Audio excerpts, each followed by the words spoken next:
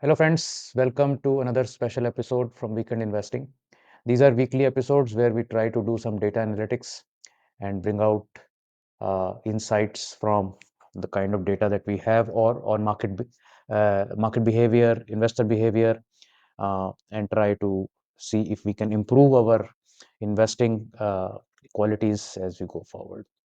So, lack of compounding mindset is something that we will talk about today. Um, Most often than not, most investors, most traders are not really looking for a structured compounding mindset. They are more looking towards, how to make a 10 bagger, how to make a 100 bagger. Um, from an investor's perspective and from traders' perspective, they are largely looking to make some money which can be spent every month. So there is no sort of longer term view of how to do small steps to create something which can be of use to you as wealth for you or your family. And the focus seems to be mostly limited to short termism or lofty goals that are not easily achievable. uh, the steps towards those goals are not so well defined, and one of the methodologies towards that is being discussed in this video. So this is what linear growth looks like, what our mind is programmed to think like, that we will start here and we will have a linear growth and every year we will make so and so money. This is actually what can happen, is that if you follow a path of uh, good structure, good steps, maybe the exponential growth can kick in for you. But we cannot envisage this. We cannot really, our human brain is not wired to think how we can achieve this. So Ramdev Agrawal also keeps stressing on compounding mindset.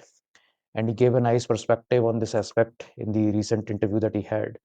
He said that success stories in real estate are very common across most households. So every other person you talk to, he will say, we bought this property 20 years back, 40 years back, 100 years back, and it has gone up so much. But very few people you will meet will give you a success story from the stock markets. And why is that? Because, you know, there is a sort of a structural difference also between how we look at uh, investing in a house versus how we look at investing in stocks. For instance, you would have heard, maybe 50 years back, I bought a home for 50,000. Today it's worth 5 crores. We made 1000x on it, right? It sounds huge, right? I mean, 1000x even over 50 years sounds very, very large. But would you know what is the CAGR on this investment? 1000x in 50 years, just make a very quick guess and I'll give you the answer. It's about 14%. But 1000x was seemingly much larger, right? So uh, somehow we are more sort of attracted towards this multiplier business than see what is the underlying uh, and average growth in this. So why is this more frequent in real estate than in stock markets? Is because of lack of compounding mindset. We are not able to see how our stock or strategy or whatever vehicle that we may be using, how it can really take us on this exponential curve, uh, because of the daily and short term noise that we see in the market. Market is up 2%, market is down 5%, and we are making decisions based on that. And that's where somehow the longer picture, while the brain is not able to see that exponential curve, but even the longer picture gets lost in that confusion. So how to have a compounding mindset is something that we will attempt to discuss in this video. So one strategy is to think in doubles. So whenever you think about any number, if you think that how I can go double in this in a reasonable time frame, and I will not worry about what happens in 20 years, 50 years, and so on and so forth. So one step at a time. If you've read Atomic Habits by James Clear, that's the key message there, that you think of small steps, and that those small steps then compound into bigger habits or long-term habits. So let's try to develop a compounding mindset using Sensex as an example. So Sensex chart is here. 1980, 1979, Sensex is at 115, and December 2024, Sensex is at 81,000. But just sit back and see this chart over 44 years, 45 years. And you would think to yourself, why would there be any reason for anybody to go in and out of the market? Because here you are seeing the longer picture. You are not seeing, the dips here, here, the crazy fall in 2008, the crazy fall after Harshad Mehta period, then COVID fall. I mean, when you think in that larger time frame, these events almost seem insignificant. But when you are in the moment in that event, it seems like a matter of life and death. So this is how, by changing your perspective towards the market can change your outlook and your decision making skills in the market. So if somebody asks you to calculate the CAGR achieved during this period, so 115 to 81,510, the usual CAGR formula will be there. And you know you will get the figure, whatever 12, 13%, whatever that will be, figure will be. Now there is a different approach. Let's say you say how many times has Sensex grown over this 45-year period? So it's about 709 times. And let's see how many times did you double your money during this tenure. So if you invested 1 rupee in 1979, 45 years later it became 709 rupees, just for the sake of simplicity. How many times did your money double during this journey? So if we can easily do the exponential math also, but let's go, you're doubling each time. So about 10 times is when your doubling figure will go from 100 to around 709, maybe 9.5 times, right? So you will need 9.5 doubles to achieve 709 starting from 1, right? Now, from a compounding thinking point of view, if you are having 9.5 doubles, then time taken per double is about 5 years. Over 45 years, if you are doing approximately 9.5 doubles. And we can apply the rule of 72. We all know the rule of 72, that 72 divided by the time taken to double gives us about 15%. Exactly, it is 14.4%, but about, let's, for simplicity's sake, say 15% compounded CAGR is there.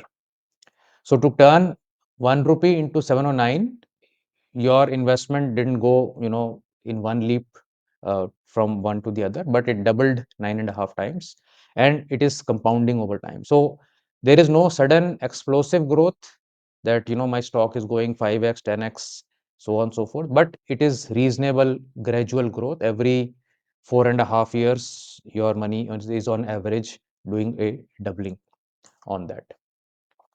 So now, how our brains like to process this journey is that if we start with 1 rupee and we add 70 rupees to this kitty once every 4.5 years, uh, you will reach 709 by the end of 45 years. It is very easy to process this in our mind that yes, I'm starting with 1, I'm adding 70 rupees every 4.5 years, and I'll keep doing this, and by the end of 45 years, I will reach 709. Linear growth. That's how our brain normally thinks.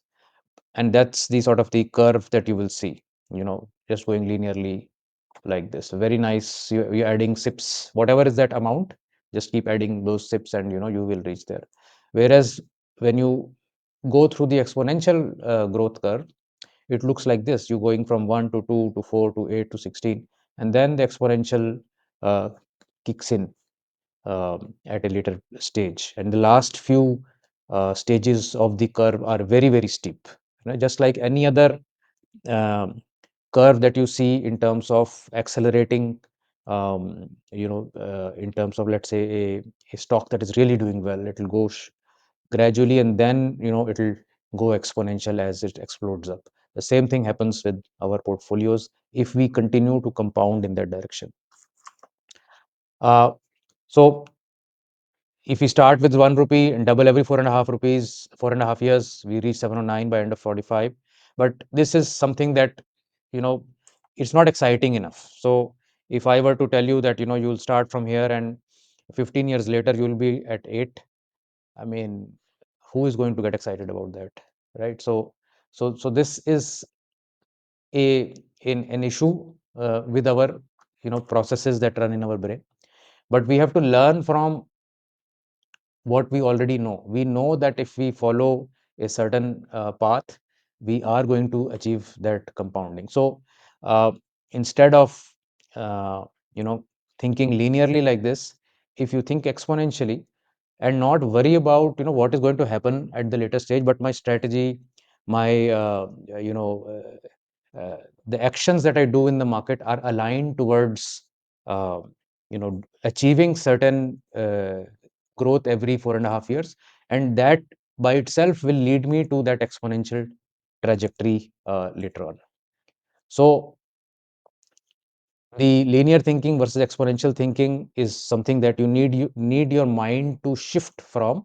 So everybody, who is thinking linearly about I'll do so much sips, I'll add so much sips, so on and so forth, also need to see how that kicker will come in and really explode in terms of the value of your portfolio, which you may not be able to imagine right now. So every let's say decade or so, you will find that what you had thought about your portfolio going forward, let's say 10 years back, if you have been following a systematic, reasonable path of investing as you do, you would find that you are much ahead of where at least you thought you will be. That is likely the scenario that is going to happen to you. So this is something that will not come very easily in terms of our thought process, and this is something that you need to train our mind to shift our mind from this step by step growth to recognizing the power of the leaps that can happen in the portfolio. So how thinking in doubles helps building a compounding mindset? Let's summarize this. So it breaks down seemingly overwhelming goal of wealth creation into small achievable milestones. You may say that doubling every 4.5 years itself is not such a easy and achievable milestone, but it is not so difficult if you do it in a proper structured manner. Treat your investing, your portfolio as a business. Don't allow any loose decisions to happen. Don't make any stupid decisions at least, and have proper structuring, have proper allocations, have proper diversifications. And so many investors have shown that this is very much possible much before you. So don't get into that mind frame of how to make 10x, 100x, 1000x on this stock, because nobody really knows which stock will do what at what time. That is a complete sort of a no-no if in terms of, if you ask me, how to approach the investing. The shift from this also shifts the focus from distant outcomes to actionable process, making it less intimidating. So you define your process and just continue to chug along without bothering what the market may be doing on a day-to-day, week-to-week basis. Just go along with your process, one step, one step, one step, one step, one step at a time, and you will achieve that. So growing 1 rupee into 1 crore may seem daunting, but if you think of it as 20 doubles, that I have to do 20 doubles on this money over a significant period of time, and with solid strategy and time, each double will build momentum for the next one. Doubling 1 to 2 rupees may feel small, but doubling 512 to 1024 is massive actually. But the process is the same. The first 4.5 years, maybe 1 to 2, but the next, 40 to 45th year may be going 512 to 1024. So if the process is well defined, then it will not matter if you're playing with 1 rupee, 100 rupees, 1 lakh, or 1 crore. Largely, if the universe that you're playing in has the capability to absorb that kind of capital. So understanding this exponential leap and not allowing absolute numbers to intimidate you or to deviate from your path. This also is one of the sort of key reasons why many people are not able to put that kind of money into the markets versus they are able to put in real estate, etc. Because psychologically they feel putting 5 crores in the market is too much, whereas putting 5 crores in real estate is not a big deal. So this mindset that the stock market will take away, what I have, is because you've seen these, intra-year moves, and that fear is there. That fear has to be taken out. Also, beyond a certain point, most people will not invest into equity, and very large amounts they will be able to invest into other asset classes, because this somehow the uh, concept of building wealth with large equity exposure is not comfortable to a lot of folks. But when you will do it strategically uh, with a proper I would say framework, then you will not really focus on the amount. You will focus on following the framework, so that the framework allows you to exponentially build on your wealth without getting intimidated with the quantum of that number that you may have achieved. That is, I think, very, very key if you think about it, where uh, significant amount of money in your stock portfolio should not matter to you. The allocation should matter. If you're, let's say, you're allocated 50% to equities and you have a very large, let's say, overall corpus, then that allocation should not go from 50 to 20 just because that absolute number is higher. So this is something that has given a big disservice to a lot of investors, in the sense that they have backtracked from achieving what potential they had just because those numbers intimidated them. They did not have a structure towards their investing, and they did not think baby steps going forward as they went along. If you incorporate all this in your investing thesis and journey, I'm very sure you'll be able to compound in a very big way in your life. Let me know how you like this content. I'll see you in the next one. Thanks. Bye.